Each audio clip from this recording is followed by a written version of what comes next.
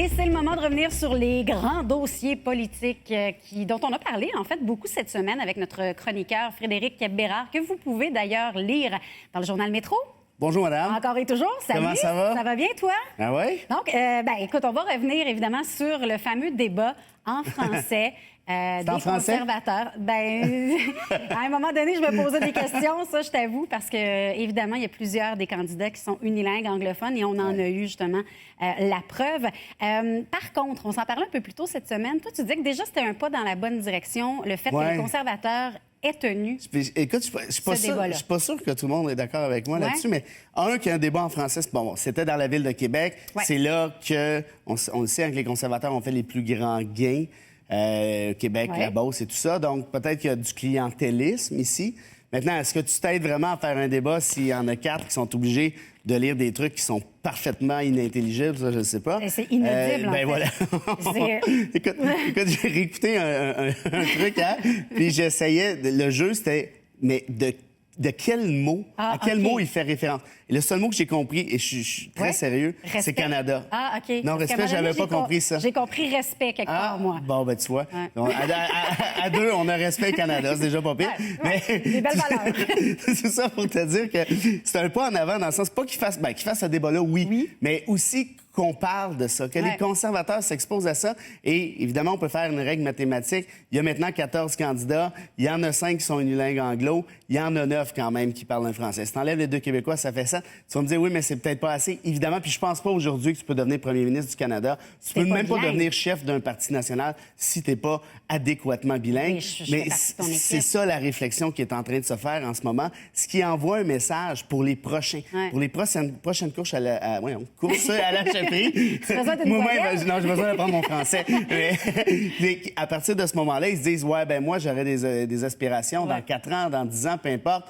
Je vais aller apprendre le français. Je vais m'assurer que mes enfants apprennent le français aussi. Donc, là-dessus, je pense que c'est pas une mauvaise chose. Parce que quand tu regardes à partir des années 60, là, depuis Trudeau, en 68, tous les premiers ministres, sauf Joe Clark et Kim Campbell, qui avaient des français très mitigés, très approximatifs, tous les autres avaient un taux de bilinguisme très acceptable. Stephen Harper au premier chef, en ce qui me concerne. Donc là-dessus, je pense qu'il y a une tendance qui est maintenant claire depuis 50 ans. Puis je pense pas qu'on va reculer à ce niveau-là. Non, c'est ça. Puis pour toi, le geste de Kevin O'Leary d'entrer dans la course, qui est un unilingue anglophone, montréalais de surcroît, au lendemain de ce débat-là, c'est un geste de lâcheté ou... Je le trouve insultant, pour être honnête. Sais-tu quoi? S'il était né en banlieue de Moose Jaw, OK? Bon, il dit, regarde, moi, je parle pas français, puis j'irai pas m'humilier à lire des petits cartons. Je suis même pas capable de prononcer ce qui est écrit. Je comprends absolument rien de ce que je dis. C'est un Montréal. Ça, à la limite, je respecterais ça. Mais il vient du Québec. Il est né ici, il a été élevé en partie, et il a ajouté l'insulte à l'injure en disant, moi, vous savez quoi, je connais le Québec, j'ai pas besoin d'apprendre le français pour connaître le Québec. Ça c'est grave, à mon sens. Ça fait un peu mal. Je pense. Là, je t'amène dans un autre dossier. Et là, je veux vraiment que tu m'expliques quoi c'est ça, parce que ça semble un peu... Oui, mais ça semble un peu compliqué, cette contestation-là de la loi 99. Ça, on dit que ça pourrait rouvrir le débat sur la Constitution. Explique-moi, là. Écoute, c'est un bon 3 heures de cours de droit constitutionnel, mais disons que je te fais ça super vite, OK, parce qu'on n'a pas de temps à perdre. La loi 99, c'est quoi? C'est une loi qui a été adoptée par l'Assemblée nationale à l'époque, aux suites de l'adoption de la loi sur la clarté référendaire. Tu te souviens de ça? La loi sur la clarté référendaire disait le fédéral peut avoir un mot à dire sur la question référendaire. Le fédéral pourra déterminer si la majorité obtenue est claire. Exact. Et donc, c'est une réponse à cette même loi fédérale. Et là, on s'entend ici qu'il s'agit de 2 lois qu'on considère ordinaires, entre guillemets, c'est-à-dire ce ne sont pas des lois constitutionnelles. Elles ne sont pas prévues dans la Constitution. C'est une loi qui a été adoptée par le Parlement. En réponse à ça, la loi 99 qui a été adoptée par l'Assemblée nationale. Ces 2 lois-là peuvent être abrogées comme ça, en claquant des doigts, tant au Parlement fédéral qu'à l'Assemblée nationale. Je te dirais que ce sont des lois davantage politiques en un sens. La loi sur la clarté référendaire, elle a repris ce que le renvoi a dit en partie. Il y a des erreurs là-dedans, mais quand même, en disant voici ce qu'on peut faire, voici la marche à suivre, voici comment le gouvernement fédéral et la Chambre des communes et le Parlement de manière générale réagira advenant une nouvelle tentative de sécession de la part du Québec. Et Québec répond à Ottawa, un instant, tu n'as rien à voir sur la question référendaire, c'est moi qui la rédige. Et deuxièmement, c'est 50+1 que ça fasse ton affaire ou non. Et là, actuellement, c'est cette même loi-là, 99, qui est contestée devant les tribunaux, avec l'aide notamment du gouvernement fédéral. Et c'est vrai que dans la loi 99, pour avoir étudié énormément ces questions-là, il y a des lacunes quand même. Notamment, on laisse sous-entendre que le Québec peut avoir un droit à l'autodétermination externe, c'est-à-dire un droit de faire une sécession unilatérale. C'est pas écrit clairement comme ça, mais on pense que c'est ça.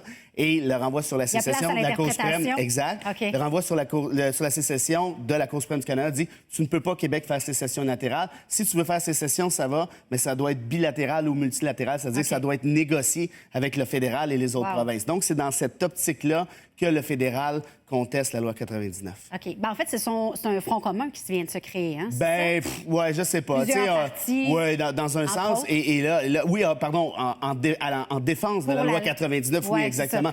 Donc, Québec solidaire, la Société Saint-Jean-Baptiste. Et on ramène ça devant les tribunaux.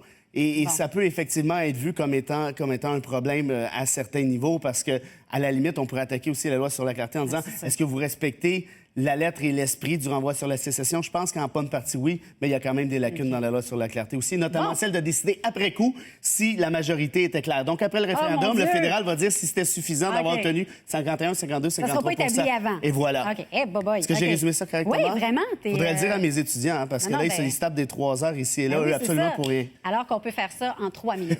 Merci beaucoup, Frédéric Bérard, d'avoir été avec nous.